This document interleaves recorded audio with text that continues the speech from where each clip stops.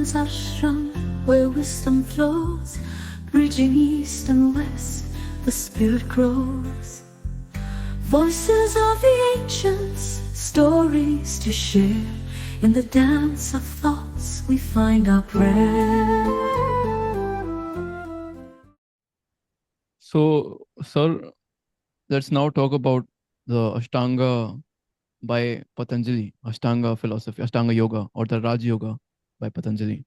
What is it and what problems does it address? Is it more metaphysical or does it also address the causes of suffering of man?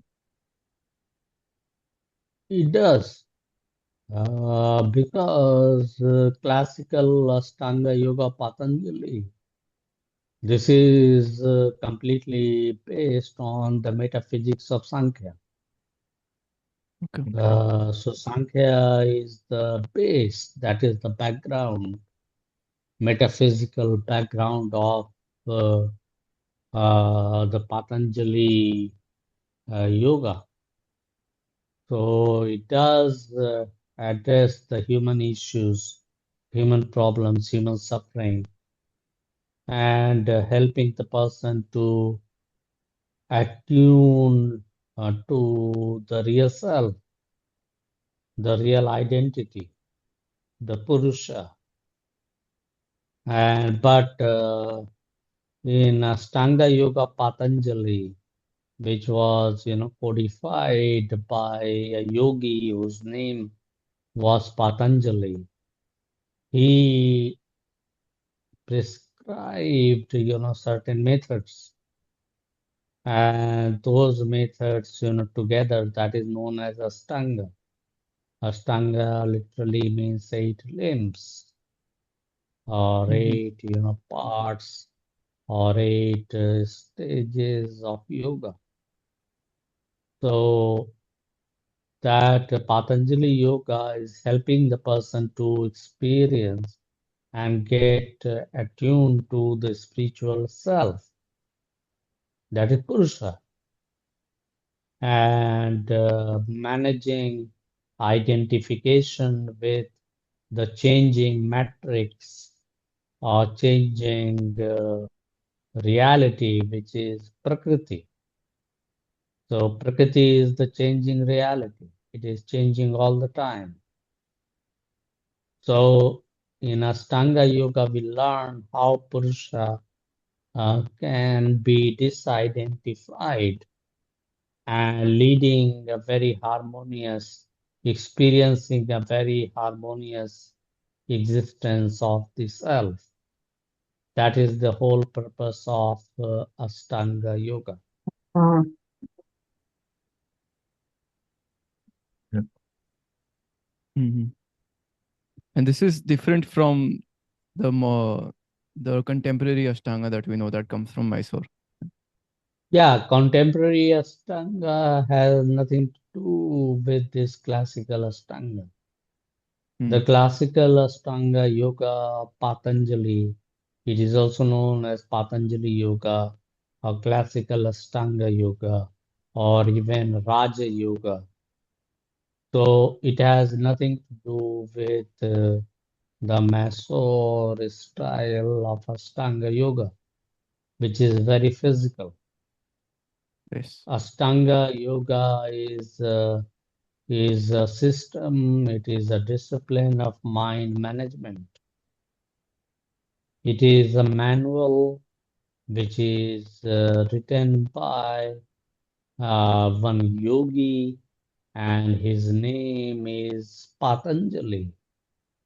So Patanjali in 200 BC, 200 years before Christ, wrote this manual, which is talking about how to control the mind, how to control the turbulences and the fluctuations of the mind within the mental field, so that we can get attuned to our real self or nature of the soul or Purusha. Mm. So, according to Patanjali Yoga, the purpose of yoga is stopping the repetitive and obsessive cyclical patterns of the mind and the contents of the mind. When Mm. you do that, then you are connected with your real identity, with your real self. Otherwise, you are constantly identified with the changing reality, such as the mind and the thoughts. So, this is how Patanjali Yoga is stated and defined yoga as Chitta Vritti Nirodha. So, Chitta Vritti Nirodha is stopping the constant, vicious, repetitive, or cyclical patterns of the conditioned consciousness or the mind. So, you have to stop it in order to connect with your inner being, with your inner self. And once that repetitive, vicious patterns are stopped, then you're connected with your real being and experiencing who really you are. And that union, that attunement of you with your real existence, that is actually yoga. Yoga means union. So, union of what? Union of you who is considering yourself as something else, Mm. but now coming in terms with the reality and knowing your real self. But that Yes, is which only possible when those identifications with the changing reality or changing prakriti or changing materiality, that is, dissociated and getting Mm-hmm. connected and getting attuned with your real self. right. So So would you this, also say that this um, Ashtanga yoga is like connecting um, path between Vedic philosophy and tantric practice, because it is also using the tantric practices to liberate us with these conditionings. So would you say this is to has influence of both Vedic and tantric? yes, Hmm.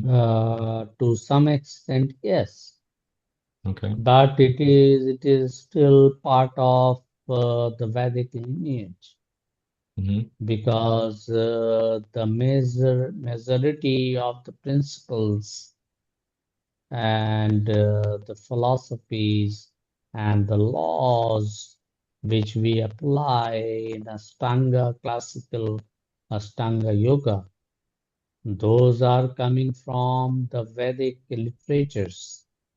Okay. Yeah. But you can't dream of practicing Ashtanga yoga before graduating through the processes of Hatha yoga, which is one of the disciplines and offshoots of Tantra. Right. Yeah. So you can't think of, because Ashtanga Yoga is the pinnacle, that is the pinnacle of yoga.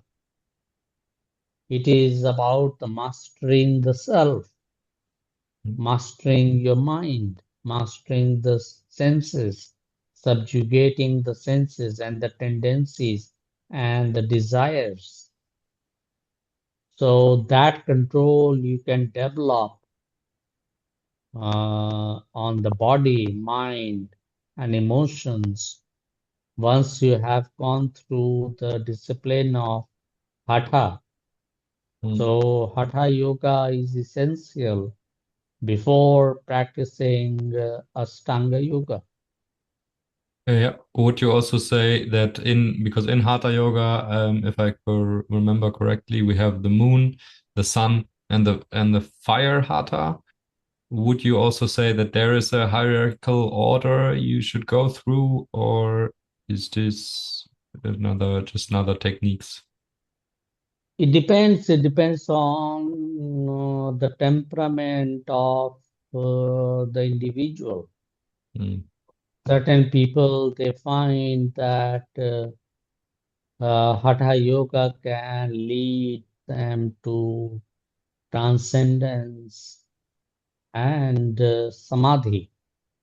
mhm, And some Mm. people may find that, Raj Yoga, which is very contemplative, meditative, that is the path for them.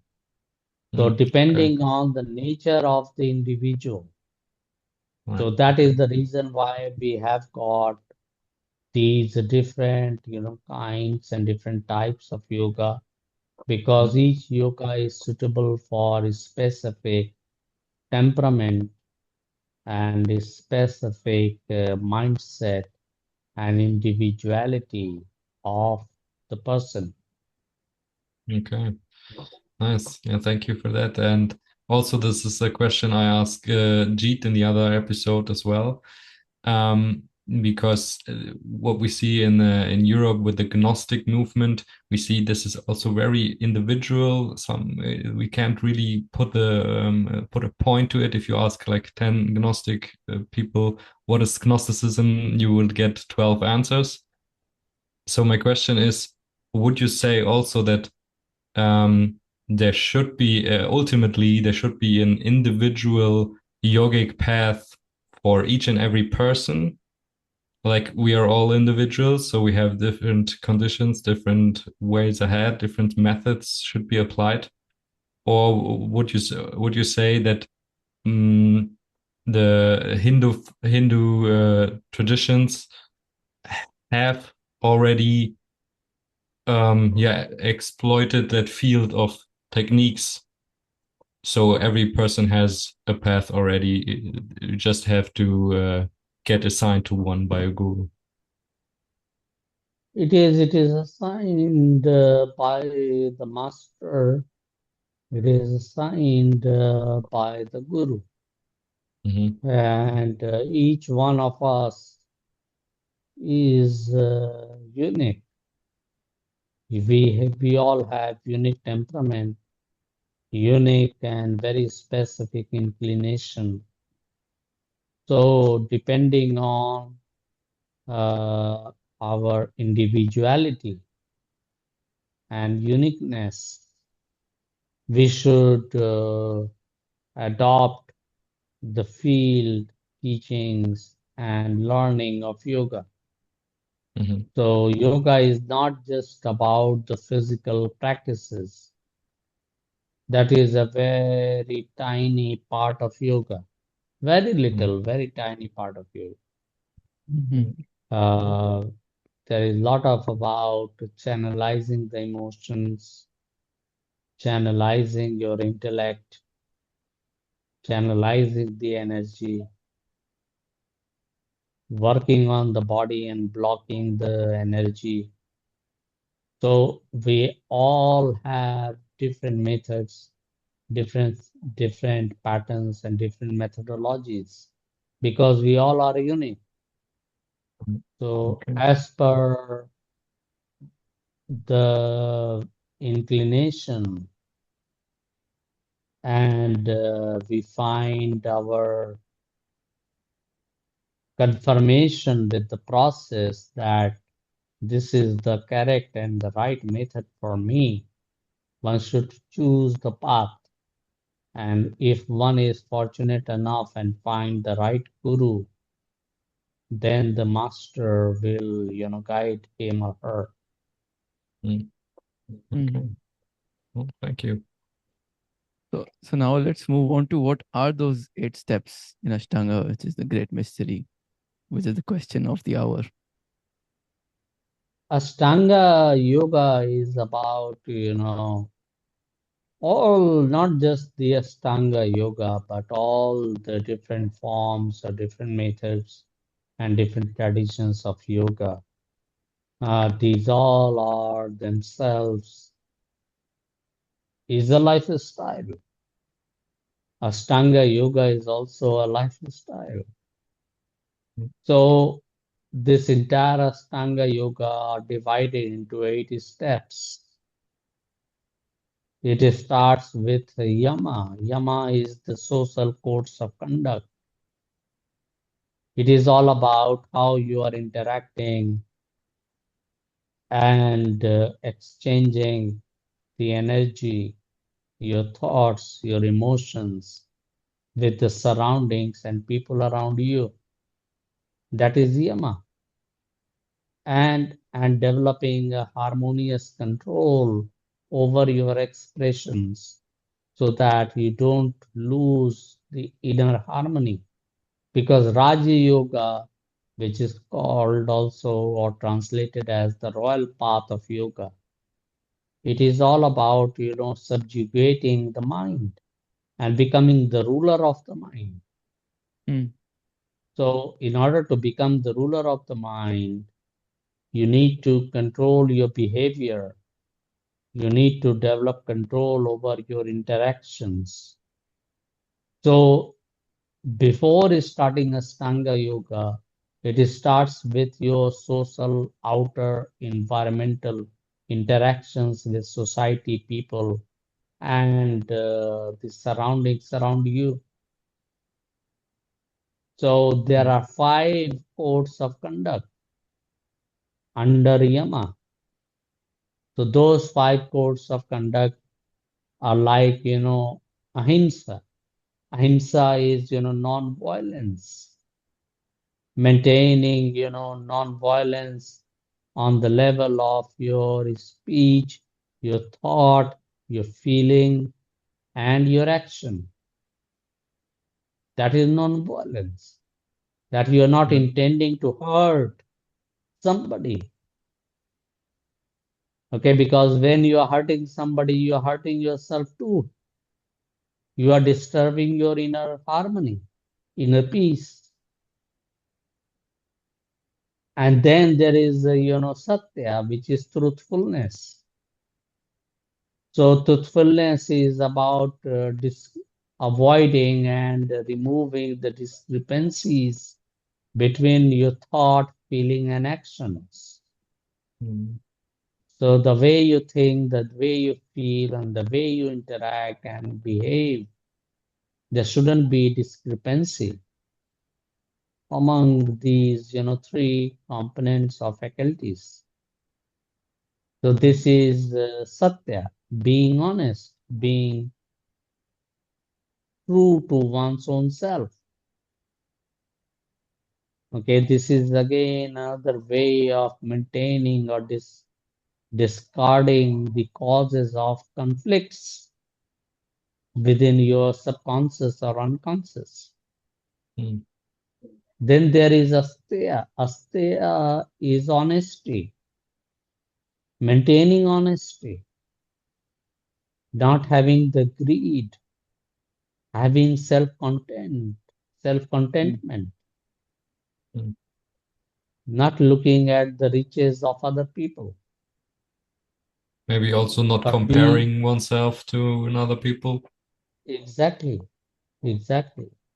No comparison, but being fulfilled, being content within one's own self, not trying to grab the riches of other people, because that is a disorder. Even rich people, they steal something from the departmental store. This is a mental disorder because there is a seed of vacuum and lacking in that individual. So would you say having ambition is not being truthful to yourself, or even being violent to yourself, being ambitious? Because then you are comparing yourself to an image of yourself which is better than what you are now, um, which is not accepting the truth, um, Which which which is is not almost like contentment. comparing your own riches with another, which are rich, with another man's riches. So here, another man is the image of yourself, which is richer than now. And ambition. You are actually projecting out your own vacuum. The vacuum which you have within you, you're projecting out. And you're trying to fulfill that vacuum by grabbing, by stealing somebody else's, riches. So still you are searching. Still you are empty inside. You are lacking. There is a demand. There is a lack of something which you want to fulfill. And That's ambition is why born you out of don't. this. Ambition is Yes. born out of this. So ambition is, so being ambitious is breaking the very first codes of Ashtanga. Yeah, honesty. Being honest. Being honest. Being who you really are. So which is very Like for contradictory an to the. example, people, they lined up for the launch of the new version of the iPhone, and they lined up overnight and wait for the store to open the next day. Why is that? What is the need for that? You're lacking. You need something to satisfy yourself. Yeah. Fulfillment is lacking. So would you say when you're honest to yourself to be one true self, there's no need for ambition because everything you do, you naturally act out of what you are, and the things that you are or you want to maybe be part of in the world will naturally evolve out of that state of just being who you are. Absolutely. Absolutely. So, Because you don't have to. Why you want the first version of the iPhone? You just go into the cause. Why do you want it? right. What is that desire? Because you're so dissatisfied within yourself. You are projecting out the different image of yourself to the society. You're not true to yourself. You're not true to yourself. You're not honest. Okay. Being honest, accepting, acknowledging the reality as it is, and being content with that acceptance, that is, asteya, that is honesty. This is important for the harmony, the peace of the mind. And so this is But that you contradictory. can only find within yourself. You don't find in the outer object. Outside. You buy the iPhone. After 1 week, that iPhone or the piece of iPhone is lying in your, shower room. Yeah, and there's another Nobody is iPhone coming caring up as about it. well, Yeah. There's a new And one so this coming is, every week, so Yeah. and this And is that is contradictory lying to, there. yeah. And so this is contradictory to the contemporary Ashtanga, because you see the contemporary Ashtanga that comes from Mysore has three tiers. There's a primary series, and there's a secondary series, and there's a advanced series. So when a person has to go through these tiers, he or she will necessarily have ambition to be a better practitioner of Ashtanga. And the contemporary Ashtanga is so physically um, exhausting, and it asks so much of your physical strength, which I don't believe can come out of mere passive acceptance. It does require a lot of ambition to go through those three series. So would you say that this is the contemporary Ashtanga is controversial because it is being violent to yourself, so it is against the first yam of Ahimsa. Then you are not accepting yourself, so Asteya, you're not being truthful. Would you say that? It depends. This is very subjective. It depends how the teaching is being taught by the teacher. Because I won't go into that. This is very much on the teacher who is teaching the methodology and the approach. Yeah. If somebody is teaching the right approach, that expecting a certain result within a limited time frame is leading the same life we are leading in the corporate house.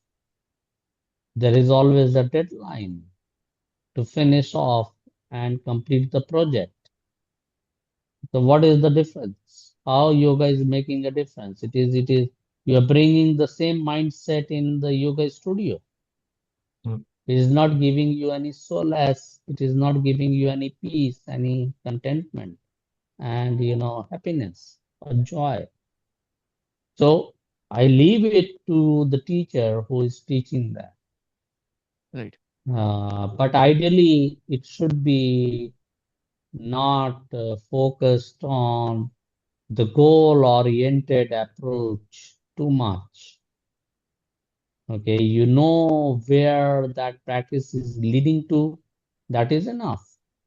And then have a trust, have a faith, and have an acceptance, acknowledgement on your limitations and strengths. That is enough. So the process will lead you finally to that goal, anyways.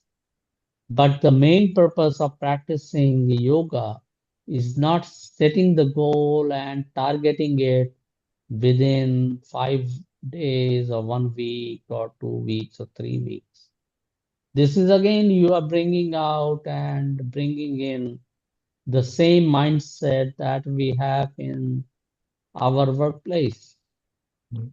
setting the target and setting the goal. So it won't help you.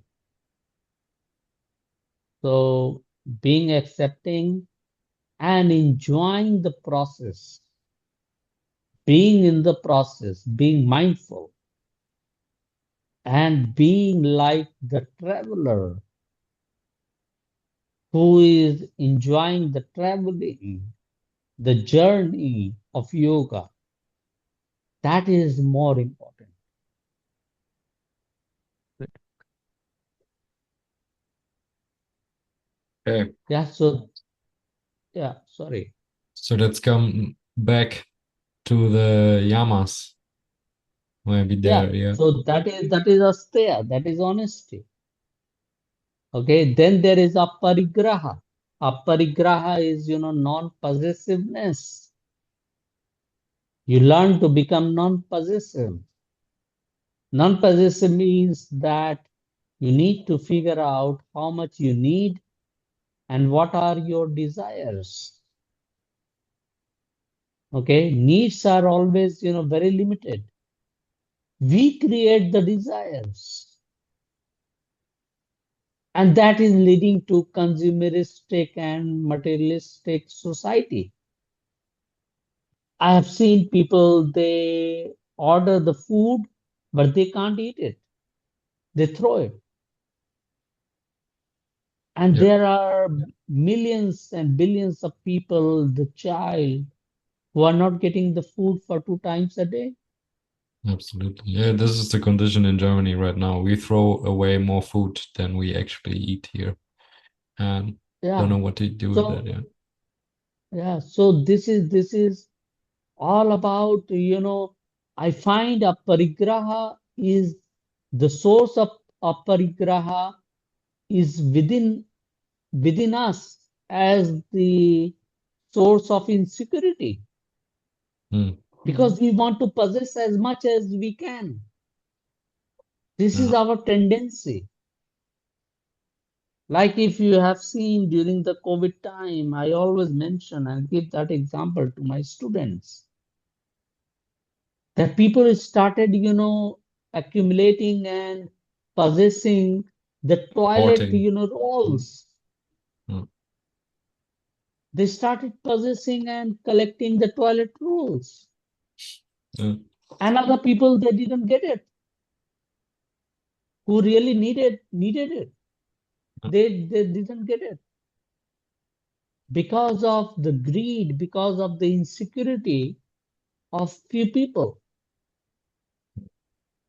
This is, being possessive.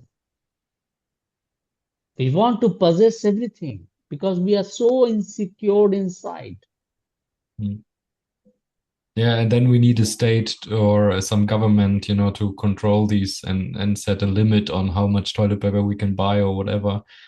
And yeah, then we see like we project all these problems to the outside, and then we create a government or some rules we all have to follow instead of going inside and fix it ourselves in ourselves. Yeah, Right, makes Yeah, sense. but this is just one example. yeah, This yeah. is just one example. But Mm. what about, even using the electricity? I've Mm, seen, because I worked in 7-star, property or hotel, and the air conditioner is on, air con is on, and nobody is sitting in the room. I mm, used to go there and switch off the air con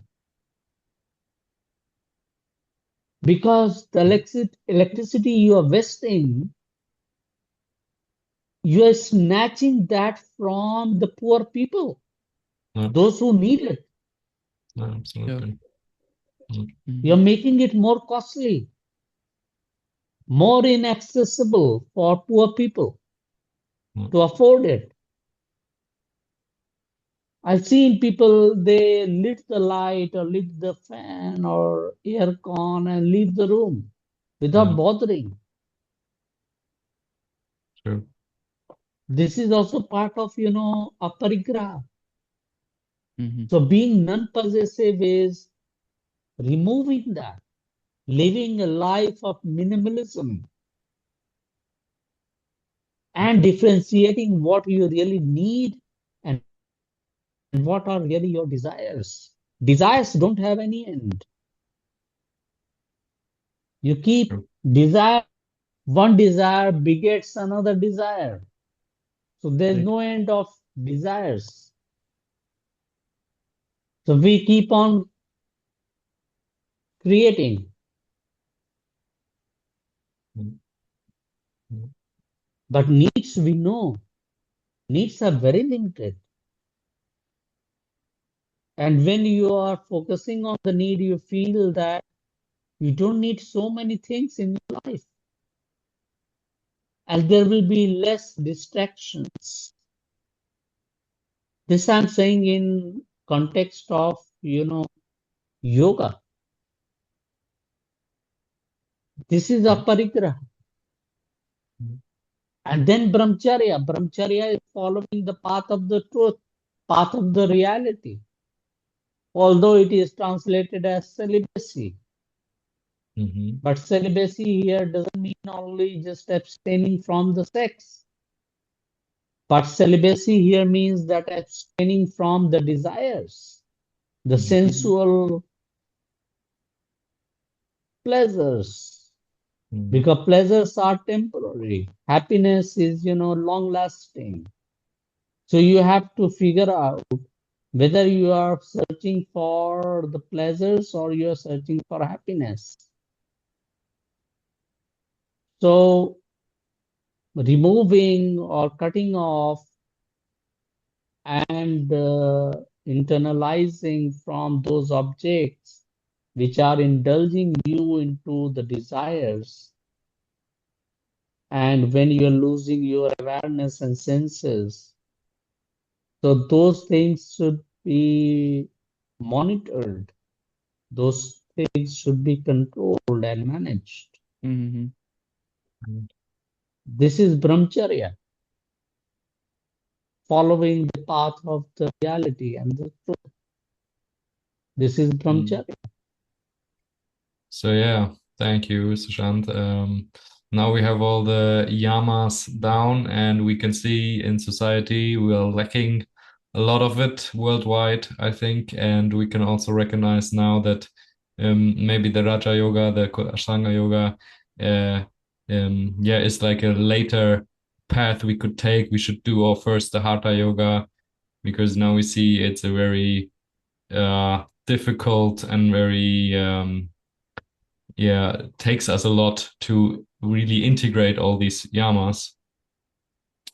And but for that, I think we are good for today, and we will talk about the niyamas and the other steps in the Ashtanga Yoga in another episode.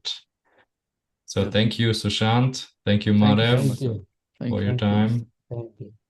And please Thank you. join again in Mama's Ashram For part 2. next time. Thank you. Yes. Thank you.